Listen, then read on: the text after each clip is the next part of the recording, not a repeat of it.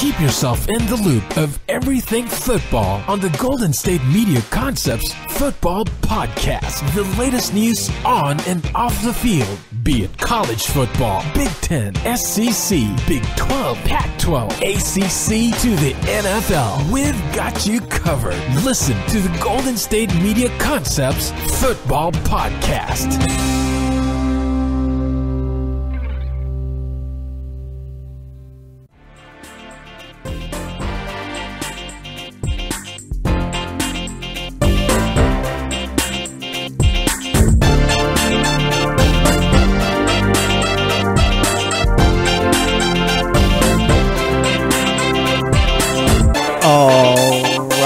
And welcome to the GSMC Football Podcast. This episode is brought to you by the GSMC Podcast Network. And as always, I am your host, Jesse Tapia. All right, day 2 of the show this week. Like I said, we'll be here Monday through Friday, so be ready for that.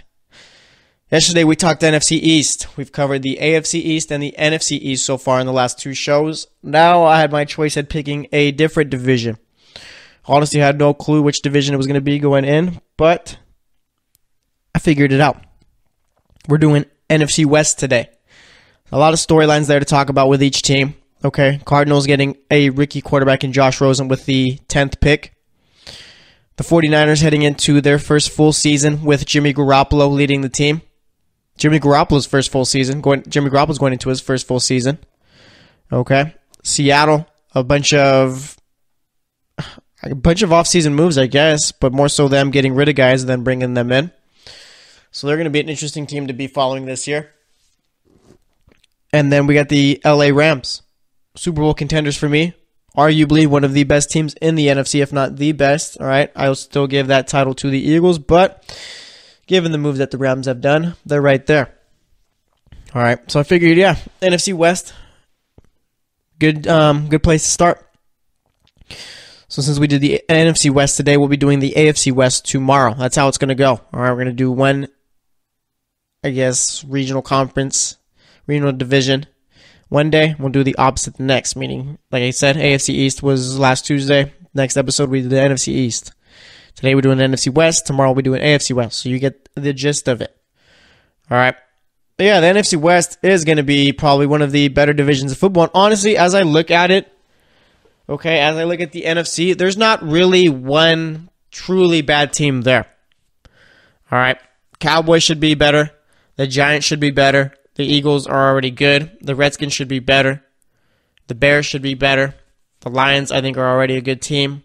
Packers with Rodgers can go out and win a Super Bowl. I think the Vikings are Super Bowl contenders also. The entire NFC South, I think, is good. All right, last year with the Bucs, they weren't great, but nonetheless, when you play 16 games in a row and you have work to do in the secondary, you're not going to struggle. You're not going to play too well. All right. And then, like I said, the NFC West, I don't think there's one true bad team in the NFC West. So, yeah, NFC is looking pretty good. Compared to the AFC, NFC without a doubt is better. All right. The AFC has probably got about 1, 2, 3, 4, 5, 6, about 6 teams who could be bad this season, really bad. All right. Draft order next season in the top 10. Don't be surprised if the majority of it's filled with AFC teams. All right. And I don't even have a favorite team in the NFC. My team plays in the AFC. But nonetheless, the NFC is going to be very good this season. So, yeah. But yeah, let's talk Cardinals first. All right. Last year, Carson Palmer was their starting quarterback. He breaks his arm. Okay. Usually you'd think, this team has no chance. It's over. And I guess in hindsight, it was. Okay. But unless you'd probably expect them losing their starting quarterback, and with Blaine Gabbert and Drew Stanton being the backups, this team's not going to win too many ball games. They're going to finish with a bad record. Was that the case? It was not. It was not at all. They ended up finishing the season 8-8. And that's not terrible. That's average. All right? And they did that without their starting quarterback. I think that is something where it gives you a little hope for the season coming up. All right. Now, going into this season, Sam Bradford is your starting quarterback. And with Sam Bradford, I don't know what I think of Sam Bradford, honestly. Okay.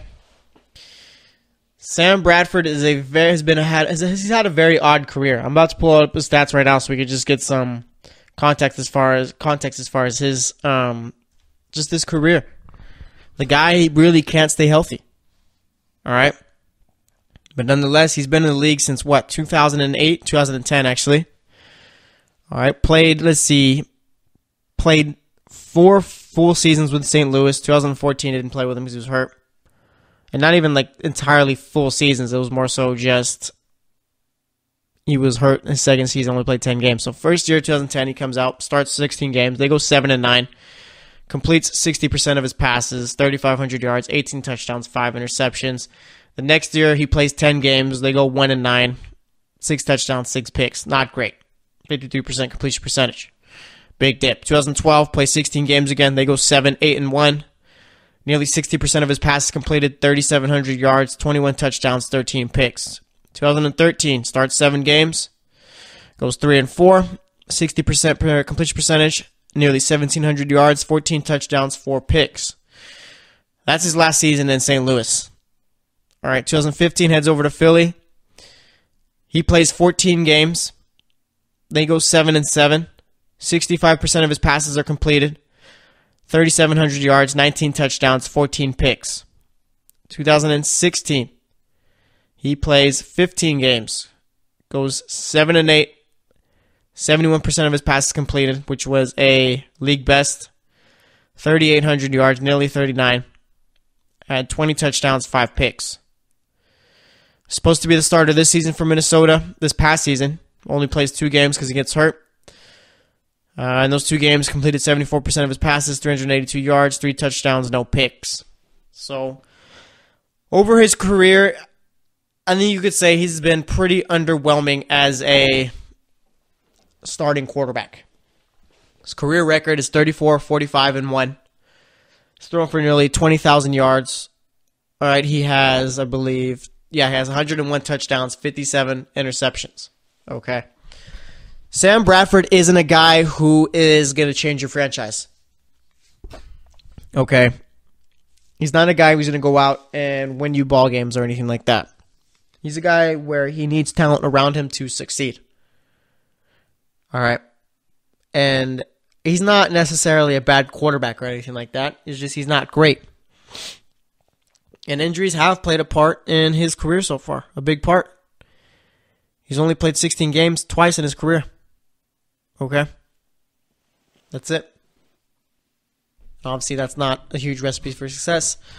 But nonetheless, given the team that the Cardinals currently have, he could see some success. Okay, because if this team could manage to finish 8-8, losing Carson Palmer early on in the season, and having to go with Drew Stanton and Blaine Gabbert, I think you got something there.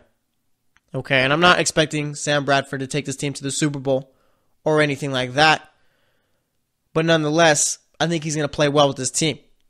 Okay, let's not forget that they got arguably the best running back in the league coming back. For me personally, it's Le'Veon Bell. But I would understand why someone would think that David Johnson is the best running back in the NFL. Okay. And it's not like he's coming back from a season knee injury, ankle injury, anything like that. He's coming from a season-ending hand injury. He's going to be fine week 1, if he's not fine already. Okay. Sam Bradford doesn't need to go out and throw the ball 50 times a game. Hand the ball off or give the ball to David Johnson about 30 times, maybe 20 times, rushing 10 times, catching or whatever. You'll be fine. You got Larry Fitzgerald, who's coming off of a huge year last season. All right, he's getting older. Doesn't seem like it's stopping him at all. The dude's the Tim Duncan of the NFL. Okay. You also got a defense where I think you got the perfect mixture of veterans and young players there to where it works. Is it a top 5 defense? No. Is it a top 10 defense? You could argue, yeah. Okay. And then you got your future that you drafted with the 10th pick in Josh Rosen, who I think was probably the best quarterback in the draft. Okay. The Cardinals are going to surprise some people this year. I think Vegas has their over-under for wins this season at 5. That's the easiest bet you could take right there at the over. Okay. If anything, the Cardinals got better this season. I don't understand how adding David Johnson and a quarterback like Sam Bradford brings you down 3 wins. All right. Also, you got Ricky Seals-Jones, who showed flashes of what he could be at tight end last season with the Cardinals. I'm sure Sam Bradford is going to make him look like $1 million because, I mean, that's all he's going to be thrown to is those short routes. All right. This is the perfect team, I think, for Sam Bradford to succeed with. But let's say it doesn't work out or he gets injured. You throw Josh Rosen out there, I think he's going to be good too. All right. So the Cardinals, I think, are very set up, and I think they're going to be a very surprising team this season. Not for me surprising, but I think they're going to be surprising for a lot of people who counted them out. All right. So let's look at their schedule. We'll do the wins and losses. And again, I mean, I think they're going to be a good team, but it depends, I guess, just who gets hurt and what not. All right. So we're going to go through it and let's see. So they got the Redskins week 1. I did the Redskins record yesterday. I think I had the Redskins winning that one. So we'll go 0-1. Then they're at the Rams 0-2. I'll say they beat the Bears 1-2. Then they got the Seahawks. I'll go at home. I'll go 2-2. At San Francisco 3-2. I'm gonna say they beat San Francisco at home 3-2. At the Vikings 3-3. Versus the Broncos 3-4. Versus the 49ers at home. I'll go 3-5. At the Chiefs 4-5. Versus the Raiders 5-5. At the Chargers 5-6. At the Packers 5-7. Versus the Lions 6-7. At the Falcons 6-8. Versus the Rams 6-9. At Seattle. I guess I got them going 6-10. So I guess it's not that far off. All right. But again, this is before we've even seen anything. I don't really put too much stock in to picking games this early, but nonetheless, it's a nice little thing to do when we're talking about the team. So I guess I got them going 6-10 right now. So I guess for me, they're a little in between what they could win is 6 games and 9 games. That's what I'd put them at. All right. So they'll probably be around that little 8-8 record from last year too. All right. So we'll see. But again, it depends on how Sam Bradford does, and it depends on if Josh Rosen sees time this season.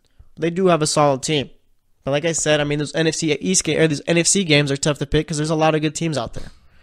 All right, that's all I got to say about the Cardinals. I think they're going to be a pretty decent team this season. Record might be tough just given you got to play a bunch of tough NFC teams, so we'll see. But nonetheless, next we're going to be talking Seattle Seahawks. Going to give my thoughts on their offseason and just talk about them. So stay tuned, and I will be right back. Are you looking for help for your fantasy football team? Check out the GSMC Fantasy Football Podcast. Get today's best advice on who to start, who to sit, even who you should draft. From sleeper picks to red-hot lineups, they got it all covered for you. That's gsmcpodcast.com/fantasy-football-podcast. We'll cover traditional leagues, dynasty, PPR, even IDP leagues. When you need fantasy help, there's just one show to hit up. Don't forget to like them on Facebook and follow them on Twitter. Visit gsmcpodcast.com for more info.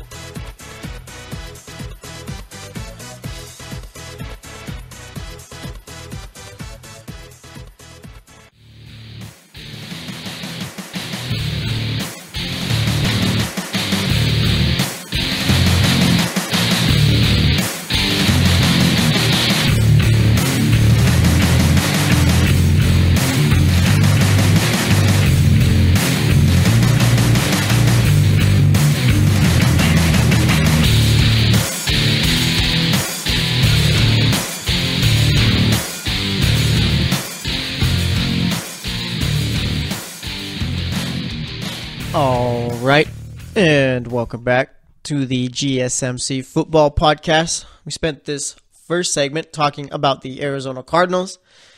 I got them going 6-10, but I think their win-loss record for their wins record, I guess, could range from anywhere from 6 wins to 9 wins. All right, and again, I'm probably going to be, and this is probably the one I'm going to be the most wrong about is the Cardinals' wins and losses right there.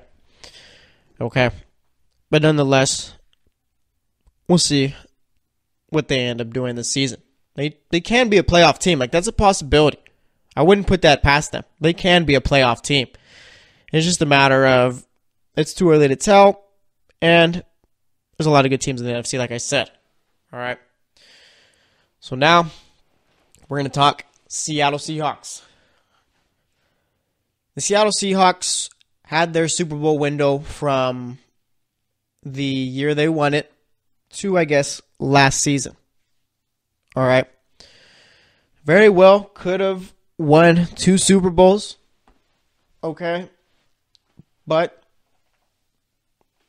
Pete Carroll decided to throw the ball on the goal line. And to this day, I'm still not over it. Okay. I am not a Seahawks fan by any means, not close to it. But nonetheless, when you've got Marshawn Lynch, who is honestly almost impossible to tackle that season at the 1-yard line, who almost scored the play before that, I say you give him the ball. Plus, it's second down, I believe. Yeah, you do that. All right.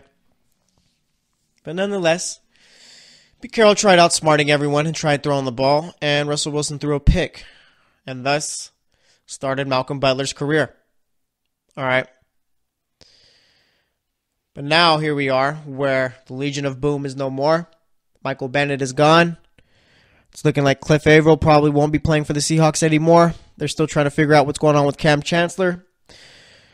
And Earl Thomas wants a new contract, but could possibly be traded.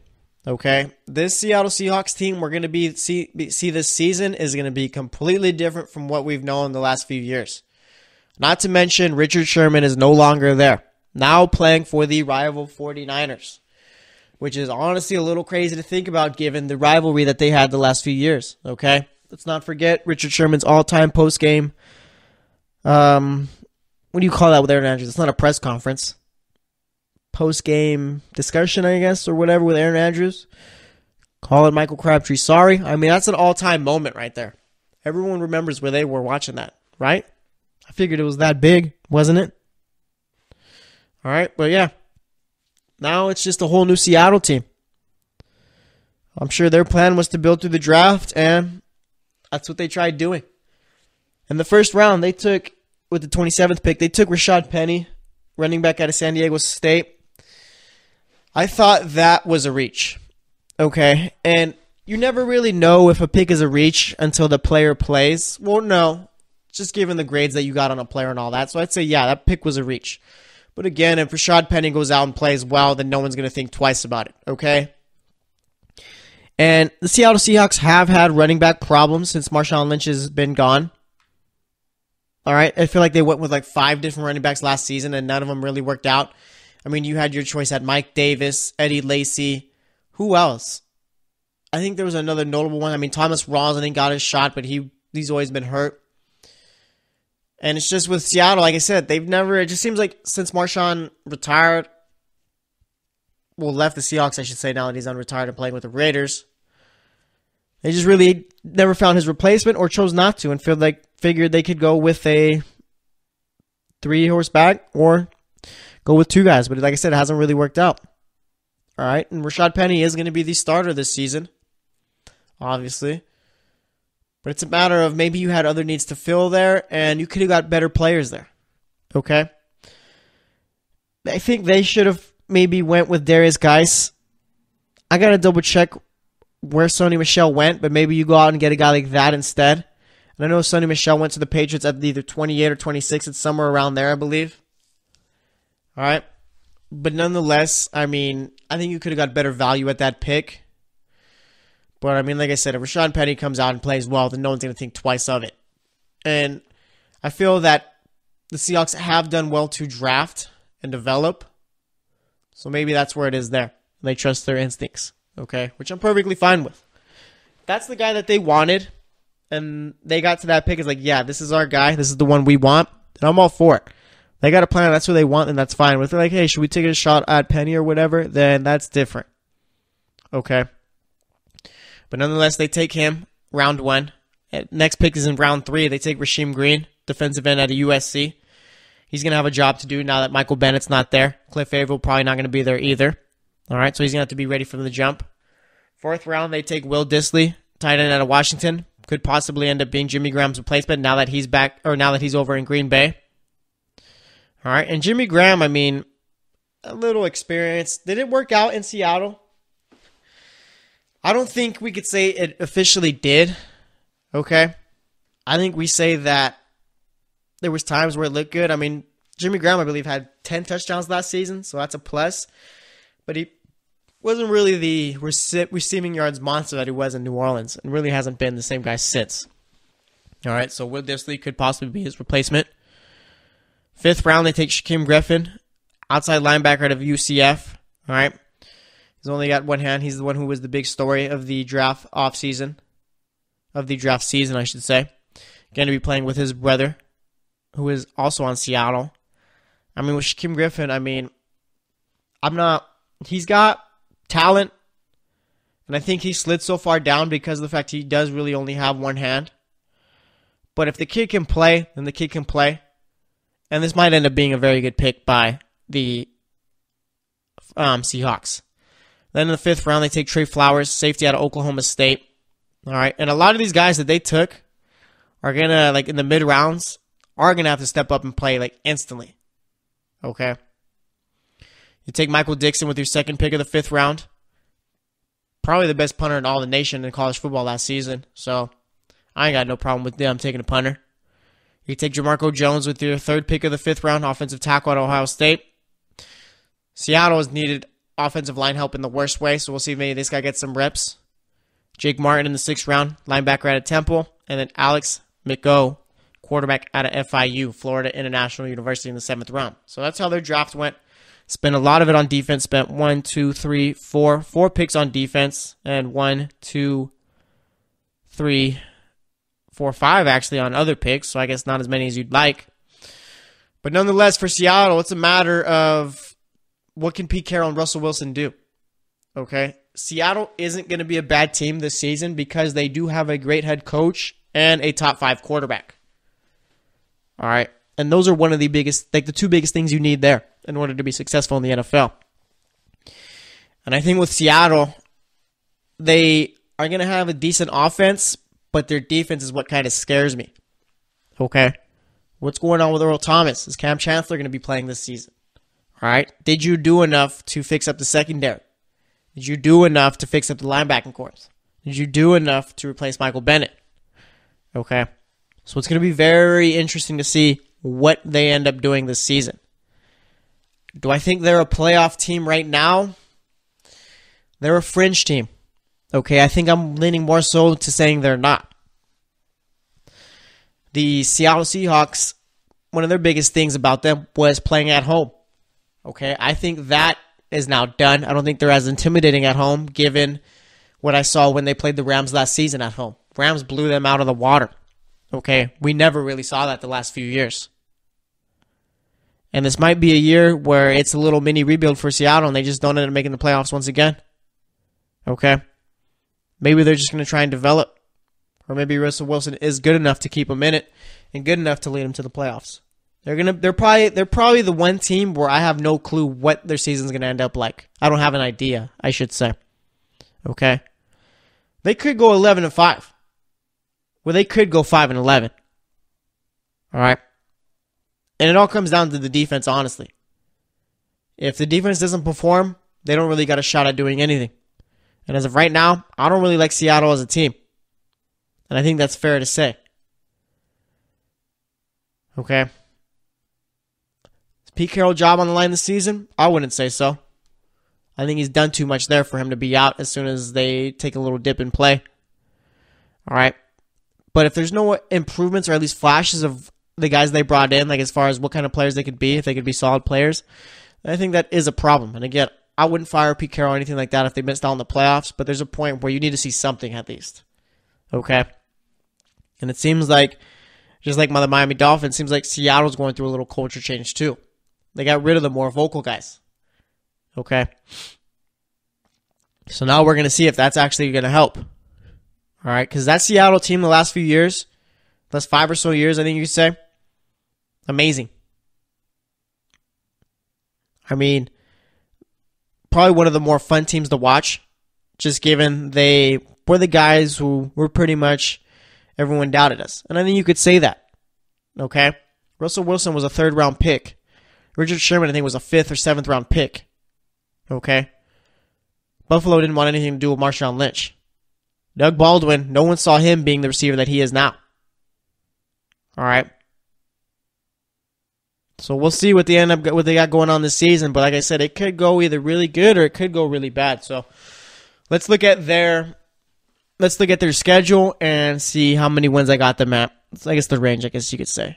All right, so week 1, they're playing the Broncos. I'm going to go with Seattle winning that one. All right. Actually, no, I'm going to go with Denver winning that one. I think Denver's going to have a sneaky good team this season, so that's 0-1. Then you got the Bears in Soldier Field. I think that's a Sunday night game. Actually, that's a Monday night game, I believe. Yeah, Monday night, because I think Dallas and New York play Sunday night. So that's a Monday night game.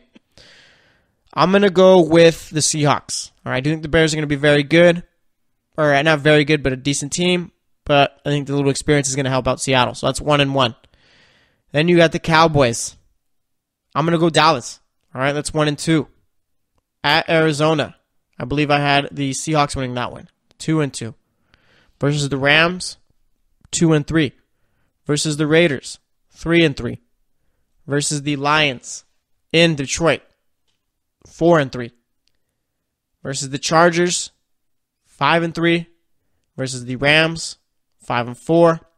Versus the Packers. 5-5. Versus the Panthers. 5-6. Versus the 49ers at home, I will give them that one. 6-6. Versus the Vikings. 6-7. At San Francisco. 7-7.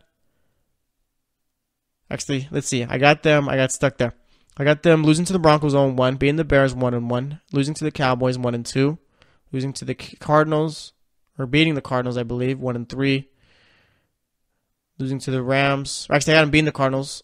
Let's see. So I got them 2-2 after week 4, versus the Rams 2-3, versus the Raiders 3-3, at the Lions 4-3, Chargers 5-3, Rams 5-4, Packers 5-5, Panthers 5-6, 49ers 6-6, Vikings 6-7, 49ers 6-8, Chiefs 7-8, Cardinals 8-8. So I got the Seahawks going 8-8 this season. I think that's pretty fair.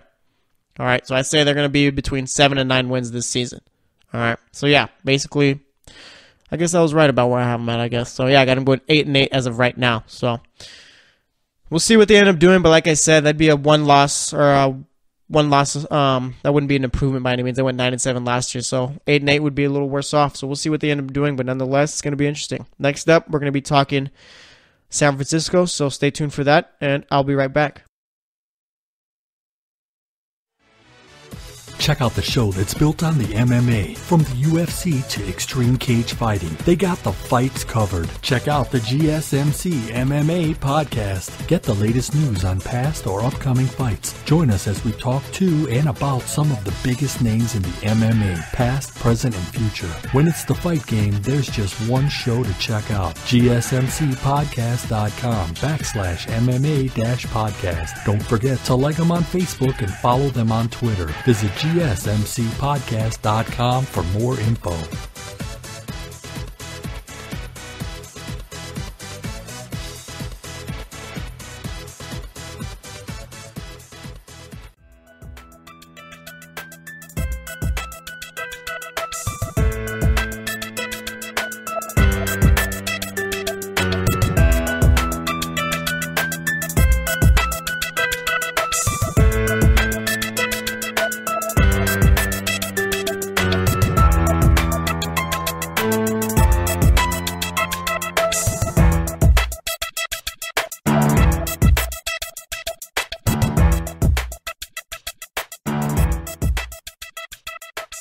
All right, and welcome back to the GSMC Football Podcast.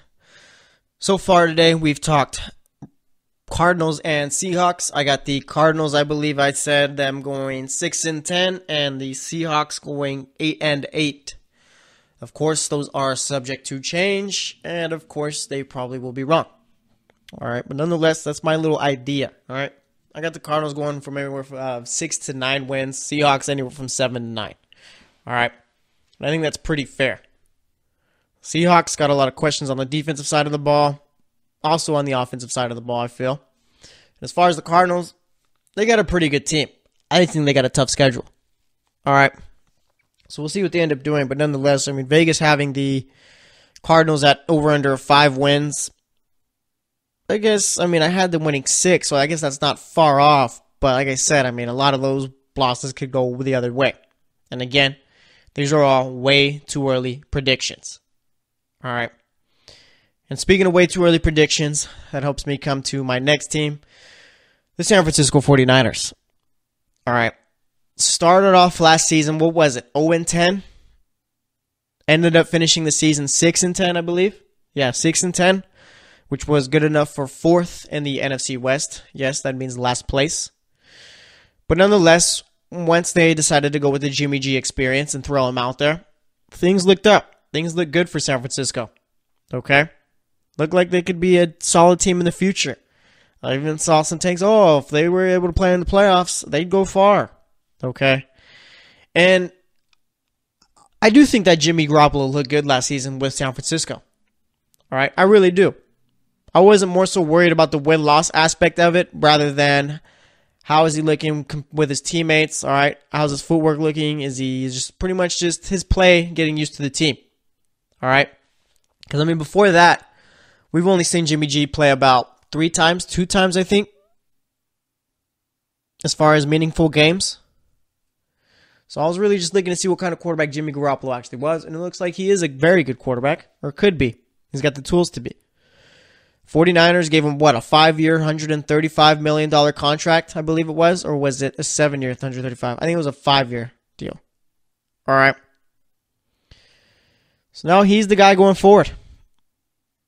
And from San Francisco, I mean, you got to be pretty happy with the way your rebuild has gone. At one point, they were Super Bowl contenders with Jim Harbaugh out there. The 49ers front office, for whatever reason, felt like they needed to mess that up. Fire Jim Harbaugh. Seems like the entire team retired after that. I mean, which was one of the weirder things I've ever seen in the NFL. Just that whole little offseason that they had. I mean, they were dropping like flies. All right. And that's one thing I'll never understand. Like, I get that now they're back in a better place as far as a franchise, but I will never to this day understand why they got rid of Jim Harbaugh. And I think it more so has to do with Harbaugh wanted a little bit more power, didn't really want the front office to get in the middle of things, which I think is smart.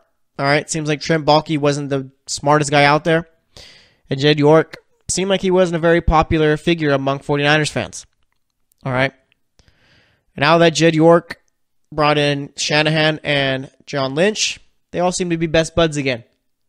But nonetheless, I mean, probably one of the dumber moves I've ever seen in my life. Okay. In my time, I've seen a lot of dumb moves being made. But here we are. Like I said, 49ers finished 6-10 last season, looked good. I mean, put up 44 on the Jaguars, I believe it was 44 points against the Jaguars. All right. Won a lot of games. But I will say this, as good as Jimmy G looked, teams didn't really have tape on him. Okay? And the 49ers really weren't playing for anything. So they just went out there and pretty much just played about just like they had nothing to lose, I guess. All right? And I'm not trying to discredit the 49ers or anything like that because I do think that they are going to be a decent team this season. But what I'm trying to get at is let's pump the brakes as far as naming them division champs, saying they're going to go far in playoffs, or even for some, which I have seen, making them Super Bowl champs. Okay? Let's pump the brakes. I think the 49ers are still on their rebuild, and I still think they got some time before they reach the team that they want to be. All right? And I think that's fair to say. But nonetheless, all right, they did have some questions as far as Reuben Foster this offseason, as far as some legal issues. Seems like that's resolved. And seems like he will be the starting linebacker for the 49ers all season long. Just hoping that he stays on the field, given his little injury concerns the last season. All right. And Reuben Foster, I mean, the 49ers took a chance on him. And it seems like amid injury concerns, it's going to work out. All right. He could end up being just a new Patrick Willis, if we're being real here. Patrick Willis is one of those guys where if he didn't retire as early as he did, probably would be an eventual Hall of Famer. Okay. But I do like the 49ers defense right now. Okay. I think they got a lot of solid, good young guys on the defensive line. And I'm not sure how I feel about the Richard Sherman move. Okay. They did need secondary help, but when you're bringing in a 30-year-old who's coming off of a torn Achilles, usually that doesn't really end up in your favor. All right. But I do like their linebackers, and I think they got some solid safeties out there. So I like their defense. I think their defense could be a top 10 defense this season. What I'm concerned with is their offense, and they made moves to address it. All right, drafted with the ninth pick of the first round, Mike McGlinchey, offensive tackle out of Notre Dame. Some say that might be a reach. Okay, you could have got some secondary help there. Could have taken Tremaine Edmonds, but nonetheless, if McGlinchey was their guy, then that was their guy. And you never can really ever go wrong taking an offensive lineman out of Notre Dame. Round 2, they take Dante Pettis, wide receiver out of Washington. I've seen Pettis play. I'm not sure really what their plan is for him. If it's to make him the number 1 receiver, I'm not sure if I'm on board with that. Okay, and again, it's just my opinion, but nonetheless, Pettis. Let me see his height, okay, because that's going to tell me a lot right there. And I do think Dante Pettis is more so a smaller guy. And I was thinking more so maybe the 49ers could go after a guy like Dez Bryant. All right.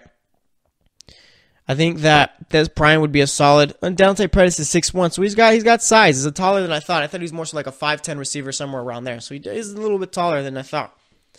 All right, but I figured if I'm the 49ers, I mean, you want to get Jimmy G that number 1 receiver. Dante Pettis could be that, but I feel Dez Bryant would be that. Okay? I'm not really sure why teams aren't going after Dez Bryant, at least teams who need receivers. I don't think he's a locker room problem, and I do think that he still has a lot left in his career to be great. Okay? But it's just more so with the Cowboys needing to change their offense in order to favor Ezekiel Elliott and Dak Prescott. That hurt Dez Bryant and his production. So I think that's maybe why people are staying away is his production. But I think Dez Bryant would be a solid fit on a team like the 49ers. Okay. But nonetheless, looks like Dante Pettis might be that number 1 receiver. 3rd round, they take Fred Warner, linebacker out of BYU. 2nd pick of the 3rd round, they take Tavarius Moore, safety out of Southern Miss. 4th round, they take Contavious Street, defensive end out of NC State. 5th round, they take DJ Reed, cornerback out of Kansas State. 6th round, they take Marcel Harris, safety out of Florida. 7th round, they take Julian Taylor, defensive tackle out of Temple. And then 7th round, 2nd pick of the 7th round, they take Richie James, wide receiver out of Middle Tennessee. All right. McGlinchey is going to be a starter. And I think Dante Pettis, let's see. They got Goodwin, Garcon. I think Dante Pettis will be a starter there. All right. So we'll see what they end up going with. And Jimmy Garoppolo last season seemed like a guy who could make the guys around him better. So I think that might be a plus there as far as bringing in a guy like Pettis. You're going to see maybe his play elevated a bit more just given the kind of quarterback that Jimmy Garoppolo could be. All right. But like I said, I mean, I think there's a lot of hype surrounding the 49ers. I think that's the cool next step team to look for. All right. But like I said, I think we need to pump the brakes on the expectations a bit. And I think they're going to reach their full potential possibly next season or even the year after that. Because, I mean, in reality, they still don't have a top running back, I think. Okay. They lost Carlos Hyde to the Browns. Didn't seem like they really wanted to bring him back. They brought in Jerick McKinnon. They got Jeremy Nichols there and Matt Breida. But I don't think any of those guys are number 1 guys. Okay, Jerick McKinnon played well with the Vikings, but he was never the guy there. All right. Jeremy McNichols possibly could be a guy that steps up. He played well at Boise State, and Matt Breida did show flashes of what he could be. But like I said, I don't really think of any of those guys as number 1 running backs. So we'll see what they end up going with there. Okay. But nonetheless, the kind of offense that Kyle Shanahan runs, you could see guys like that thrive. All right. So let's look at their schedule, and let's see what I got them going at. And with the 49ers, I think, as of right before I even look at it, I think they're going to be anywhere from like a 7 to 10 win team, I think is fair. Actually, 6 to 10. I'll say 6 to 10. Okay? And it's just a matter of, like, I like the defense, but it's just a matter of what the offense can do. So let's look. They got the Vikings week 1 in Minnesota. That's a loss. 0-1. Versus the Lions, 1-1. Chiefs, 2-1. At the Chargers, 2-2. I think I had them losing to the Cardinals there, so it's 2-3. And again, these divisional games can go either way, so it's 2-3. At the Packers, 2-4. Versus the Rams, 3-4. At Arizona, 4-4. Versus the Raiders, 5-4. Versus the Giants, 5-5. I think the Giants are going to be a decent team this year. At Tampa Bay, 6-5. At Seattle, 6-6. Versus Denver, 6-7. Versus Seattle, 7-7. Versus the Bears, 8-7. Against the Rams, 8-8. So I got them going 8-8 right now. Like I said, I got them in that little 6 to 10 win range. So it could be anywhere from that. All right. And again, these divisional games could go either way. They could, some of the losses I said they have, they could go in their favor. So as of right now, I got them going 6 to 10 wins. Probably won't be, like, winning 6 games would be a disappointing season, so I don't see that happening. But like I said, I got them going 8-8 right now. So we'll see. But either way, next up, we're going to be talking LA Rams. All right, Super Bowl contenders for me and arguably one of the best teams in the NFC. So we'll talk about them next. Stay tuned, and I'll be right back. Check out the show built around the women of MMA. From the UFC to the extreme cage fighting, we got the fights covered. Listen. It's the Golden State Media Concepts Women's MMA Podcast. The latest news of upcoming fights, discussions of previous matches. Join us as we talk to and about the biggest names in women's mixed martial arts, past, present, and future. When it's the women's fight game, you know where to listen to. The Golden State Media Concepts Women's MMA Podcast.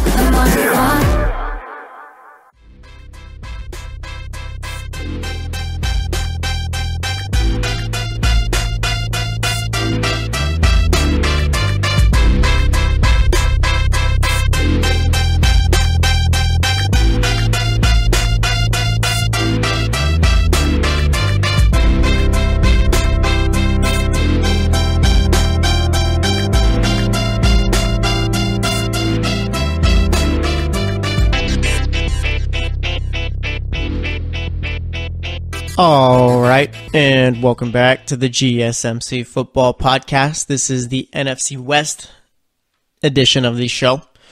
So far we've talked about Seattle, Arizona, and San Francisco. Looked at their schedule, picked their games. I got Arizona going 7-9 or 6-10, I think it is. But like I said, I got them winning anywhere from 6 to 9 games. Seattle going 8-8. Them winning anywhere from 7 to 9 games, and then I think I picked San Francisco going 8-8, them winning anywhere from 6 to 10 games. All right. Please don't get mad at me for the records I got your team going. Again, it could change, probably will change. I highly doubt I get all these right, or if any right. If I get one team schedule, like their wins and losses record right, I'll be a happy man. So we'll see. But anyway, now we're going to be talking about the best team in the NFC West, and that is not up for discussion at all, the LA Rams. All right. Last year, the Rams won the division, went 11-5 in Sean McVay's first season as the head coach. Okay. Jared Goff's second season as the quarterback. Jared Goff's first season as the Rams quarterback didn't really go as well as you'd like. I mean, I saw many people calling him a bust in his first season under Jeff Fisher. All right. And that was way, way, way, way too early to call him that. Because we see him the next year with a new coach, going from a guy who people were calling a bust to probably the second best quarterback in the division. All right. They go 11-5, have the best offense in the league, okay, the most explosive offense in the league, and get bounced in the wild card round of the playoffs. And with the Rams getting knocked out by the Falcons in the wild card round, I mean, that's something I saw coming. I remember that I picked the Falcons to win that game, not to brag or anything like that, but it was more so the Rams weren't ready for that yet, okay? First time a lot of those guys on that team have ever been in the playoffs, and I just feel like the moment was going to be too big. I mean, the Falcons were coming off of a Super Bowl loss to the Patriots, so they know what it takes to get that far, and they know what it takes to win the playoffs. And the Falcons didn't even really look that good this past regular season. All right, but nonetheless, I saw it coming, and it happened. But this is the season where the Rams going into the playoffs know what it takes. They know what they got to do, and pretty much they know what they got to do better now. All right, and they kept most of their team intact, and they added a lot of good players, a lot of great players, I should say. Okay, you let Tremaine Johnson go, your quarterback. Obviously, you have needs at the secondary. What do? They go out and get Aqib Talib and Marcus Peters. Aqib Talib, who has been a shutdown corner the last 5 years, and Marcus Peters, who I believe since 2015 has forced the most turnovers, okay, at the cornerback position. That's going to be a dangerous secondary to throw at, and I don't think anyone realizes really how bad it's going to be for opposing quarterbacks, okay? And you think, oh, maybe we can run the ball. No, they have the best defensive line duo in the league. Okay, and that's not up for debate either. When you put the best defensive tackle next to the second best defensive tackle, that's going to cause problems. Okay? And Ndamukong Suh and Aaron Donald, yeah, good luck. They they traded away Robert Quinn, but I don't think that's really going to affect them too much, just given I don't think he was really a good fit for their scheme that they run. The only issue I see with the Rams defense right now is their linebackers. But I think with the defensive line getting in the backfield early and often, I think that's going to help the linebackers there. Okay? So, I mean, their defense is ready to go. And as far as their offense, all right, Jared Goff coming into his third season, looked good in his second season. Todd Gurley, probably a top 5 running back, top 3 running back if you want to make that argument. Had a great year last season. You got Robert Woods, who was a monster at home. Now he's just to figure out how to play on the road. Okay, I believe they brought in Brandon Cooks also. Yeah, they brought in Brandon Cooks. I completely forgot about that one. All right, you're going to have Cooks, Cooper Kupp, and Robert Woods at the receiving corps. I mean, the Rams should go out and win a Super Bowl this season with the team that they got.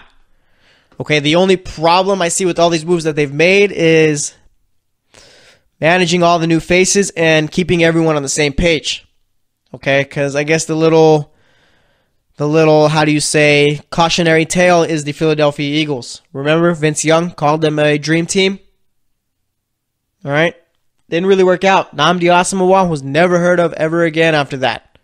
Went from the Raiders to the Eagles and was a shell of himself. All right. So that's the only, and two with the Miami Dolphins teams of the last few years, where you're bringing in big money free agents and it's not really affecting wins and losses. But the Rams already did have a solid team. So now, and I think that's the biggest difference, the biggest difference there, is that the Rams already had a very good team. Now you're just adding great players to an already great team. So I think that's going to be a big difference there as far as the teams before them who struggled when winning the offseason. All right. And as far as their draft goes this year, they had a lot of picks. First pick wasn't until the 3rd round, though. They take Joe Noteboom, offensive tackle out of TCU. 4th round, they take Brian Allen, center out of Michigan State. 2nd pick of the 4th round, they take John Franklin Myers, defensive end out of Stephen F. Austin. That's a basketball school. 5th round, they take Micah Kiser, inside linebacker out of Virginia. 2nd pick of the 5th round, they take Obo Okoronkwo, linebacker out of Oklahoma. Ooh, that was tough. 6th round, they take John Kelly, running back out of Tennessee. 2nd pick of the 6th round, they take Jamil Demby, offensive tackle out of Maine. 3rd pick of the 6th round, they take Sebastian Joseph, defensive tackle out of Rutgers. 4th pick of the 6th round, they take Trayvon Young, defensive end out of Louisville. 7th round, they take Trayvon Howard, linebacker out of TCU. And then 2nd pick of the 7th round, they take Justin Lawler, defensive end out of SMU. One thing I saw here is they spent a lot of their picks on the offensive line. Well, I mean, actually, I think they picked just 3 of them on the offensive line. All right, first 2 were at the tackle position and center position, so that's one where you think they got to fix up there. All right, so I guess the only real problems as far as the Rams is the offensive line and the linebacker position. But again, I don't think they're big problems by any means. If anything, they're probably not even problems, just things you need to fix up a bit. All right, and you saw them address it by going linebacker and offensive line a bunch in the draft. So now it's just a matter of where do they stack up amongst these other teams in the NFC. Okay? Looking at it, I mean, they're the best team in their division. That's not up for discussion. Amongst the teams in the NFC South, I'd say that maybe the Saints are the only teams that could rival them as far as being better. The NFC North, the Vikings are up there, but I'd take the Rams. And then as far as the NFC East, on paper, the Rams are better than the Eagles, but the Eagles are defending Super Bowl champs, so they are still the best team in the NFC, I feel. So right now, arguably for me, they're probably the 2nd best team, but you could make the argument that they are the best. All right. So now it's just a matter of putting all together for the 2nd season, Sean McVay's 2nd season as the head coach, Jared Goff's 3rd, and pretty much trying to improve off of your wildcard exit last season. All right. So let's look at their schedule and see what the Rams, really ideally where I got them at. So week 1, they got the Raiders. That's 1-0. Week 2, they got the Cardinals, 2-0. Week 3 against the Chargers, 3-0. Week 4 against the Vikings, that's at home. I'll give them 4-0. Then at Seattle, I think I picked Seattle to lose that game. 5-0 against the Broncos. I got them going 6-0. All right. Then they're playing at San Francisco. That's 6-1. Versus the Packers, I'll go 7-1. Against the Saints, I'll go 7-2 because that's in New Orleans. Versus the Seahawks, 8-2. Versus the Chiefs, 9-2. At Detroit, 10-2. At the Bears, 11-2. Versus the Eagles, I'll go 11-3. At Arizona, 11-4. Versus the 49ers, 12-4. So I got them going 12-4. That's a one-game improvement compared to last season. And I think that's fair. Okay? I think the Rams will win anywhere from 10 to 13 games. I think they're going to be that good. Okay? And again, a lot of these games that I picked could go the other way, could go in their favor, could go against them. All right? But the Rams are going to be a very good team. And, I mean, I would not be surprised if they find themselves in the Super Bowl this season. Okay? Some would think maybe Philly gets back there, but it's extremely difficult to repeat. The Saints are a team that could make their way over there into the Super Bowl, given that they've got a guy in Drew Brees who's already been there before. A lot of these young guys coming into their second year. And a lot of guys who are just hitting their prime. Okay? And then you got the NFC North, where, I mean, the Packers could do anything with Aaron Rodgers, and the Vikings, they brought in Kirk Cousins to precisely get to the Super Bowl. All right? So the NFC is going to be tough, but the Rams do stack up well against everyone else. All right, I do like their chances of making it to the Super Bowl this season, and I do think they will be Super Bowl champions within the next 5 years. All right, their team is way too good, and I think their coaching staff is way too good for them not to. So it's just a matter of if they're going to be able to live up to expectations, which I think they will be able to. All right, so I got them winning the division, and I think they're going to go far in the playoffs, so we'll see. But nonetheless, that's all I got to say about that. So like I said, today was the NFC West edition. I got the Cardinals going 6-10 as of right now. Seahawks going 8-8. Or actually, Seahawks 7-9 or 8-8. I think it was 8-8. San Francisco going 8-8, and then the Rams going 12-4. We'll see if I'm right. Again, these are all subject to change. But nonetheless, tomorrow we will be talking AFC West, so be ready for that. But thanks for listening to the GSMC Football Podcast. As always, I am your host, Jesse Tapia. Like I said, I'll be back tomorrow, so stay tuned, and I will talk to you later. You've been listening to the Golden State Media Concepts Football Podcast, part of the Golden State Media Concepts Podcast Network. You can find this show and others like it at www.gsmcpodcast.com. Download our podcast on iTunes, Stitcher, SoundCloud, and Google Play. Just type in GSMC to find all the shows from the Golden State Media Concepts Podcast Network, from movies to music, from sports to entertainment, and even weird news. You can also follow us on Twitter and on Facebook. Thank you, and we hope you have enjoyed today's program.